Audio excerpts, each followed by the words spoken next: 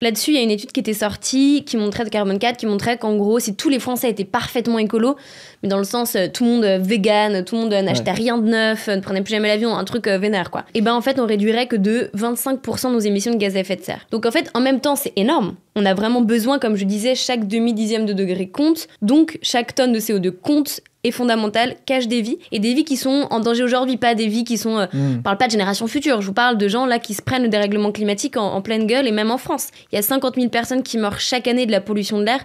En France, c'est énorme. Okay. Tu vois, on est sur ce niveau-là. Donc oui, ça sert toujours à quelque chose. Maintenant, les 75% restants, c'est les entreprises et l'État. Cette étude, elle est fondamentale, mais elle oublie quelque chose qui me tient beaucoup à cœur, c'est les sciences sociales. Et donc, quand on lit à travers les sciences sociales, en fait, moi, je crois qu'il n'existe pas de geste individuel. Ça veut rien dire, un geste individuel. On vit en société. Donc moi, si je décide de moins manger de viande, c'est parce que je sais que ça peut permettre d'avoir des terres pour d'autres pour cultiver et se nourrir. Tu vois, si je prends pas de voiture, c'est parce que je sais que ça peut... Les particules fines qu'on va éviter, elles vont empêcher des cancers. En fait, on vit en société. Donc, chaque geste est extrêmement fort parce qu'il va envoyer aussi des signaux à la fois aux entreprises qui font le graphique de l'offre et de la demande. Donc, évidemment, nous, on est la demande. Donc, si on n'a plus de demande d'un coup pour Coca-Cola, bah Coca-Cola, ils vont peut-être se dire on va peut-être changer quoi, de business model à un moment donné. Pour les politiques aussi, si d'un coup, tout le monde dit bah non, on refuse, on désobéit, ou alors on envoie dans les instituts de sondage l'idée que la société française, elle est prête pour une vraie transformation radicale écologique de la société, alors les décisions iront dans ce sens-là. En tout cas, on espère qu'ils ont envie de se faire élire, donc ils écouteront plus. Une fois que ça s'est dit, il y a aussi les gestes individuels qui peuvent être utiles pour ne pas être en dissonance cognitive. La dissonance cognitive, c'est le fait que tu aies une idée très claire, tu sens qu'il y a quelque chose qui va pas, mais dans ce que tu fais dans ton quotidien, c'est inconfortable, c'est délicat, t'es pas dans le bon endroit. On parlait beaucoup d'ailleurs de bullshit job, avec plein de gens qui sont dans des jobs qui n'ont aucun sens pour eux, et où ils se disent mais qu'est-ce que je suis en train de faire de ma vie, qu'est-ce que j'apporte au monde, à la communauté, etc. Complètement, tout à fait raison. Et une fois que ça s'est dit, donc là en gros je défends l'idée de dire les petits gestes sont importants en soi, rien que pour vous égoïstement vous vous sentirez mieux, ça compte toujours, et ça envoie des signaux aux décideurs et à l'industrie. Maintenant, on a 24 heures dans une journée, on a un niveau d'énergie aussi à allouer. Et ce qui se passe, c'est que on ne vit pas dans un monde où c'est facile d'être écolo. Les structures de la société ne sont pas faites pour qu'on consomme bio, parce que ça coûte encore plus cher aujourd'hui. Et ça, c'est un choix politique que ça coûte cher, parce que ça devrait coûter moins cher à la société. Tu vois, on n'a pas besoin d'argent après pour dépolluer les sols, pour payer des agriculteurs, maintenir dans un système intensif, etc. Donc, c'est un choix politique que la société ne soit pas faite pour qu'on soit écolo. Donc maintenant, comment est-ce qu'on décide d'allouer notre 24 heures et notre niveau d'énergie dans des actions qui sont très efficaces au vu de l'urgence.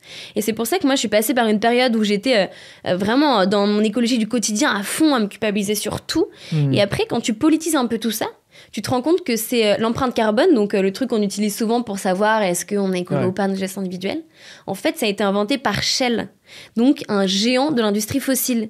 Et pourquoi ? Parce que ça permettait en fait de dépolitiser l'action. Moi, quand j'étais dans ma période à être vegan, zéro déchet et tout, en fait, tu te retrouves à passer tout ton temps à chercher dans la société les endroits où tu peux aller faire tes courses et machin, et du coup t'as plus d'énergie, tu deviens irritable complètement pour les autres parce que tu t'en veux à ceux qui font pas autant que toi, et donc du coup tu vas pas avoir de temps pour aller en manif, pour aller rejoindre des collectifs écolos, tu vas moins le faire. En tout cas.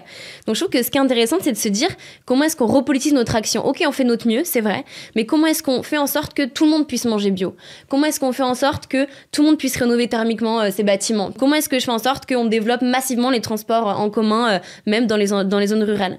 Et ça, je trouve que c'est encore une action qui est au-dessus et qui fait encore beaucoup plus de bien, parce que être ensemble, être dans un collectif, être avec des gens qui vont se tirer vers le haut, c'est là où l'action se joue, quoi.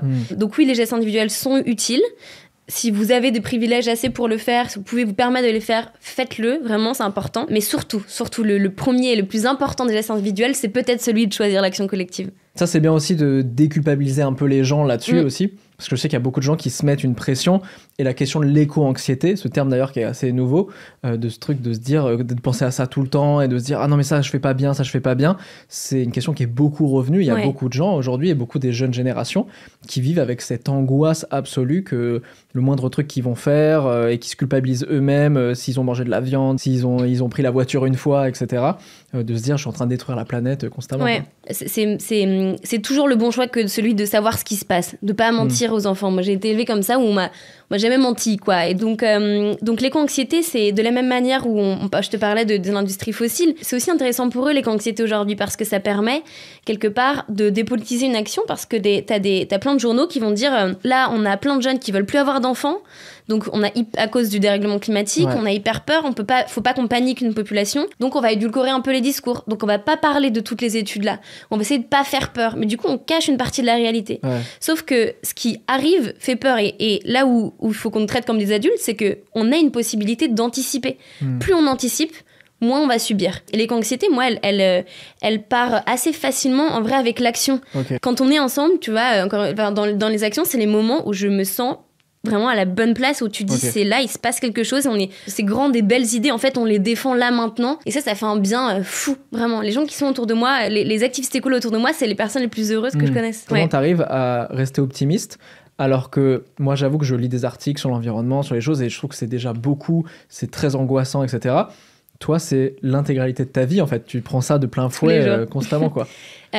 Parce que je me sens pas impuissante. Ok. Et l'impuissance, c'est quelque chose dont il faut être capable de se défaire.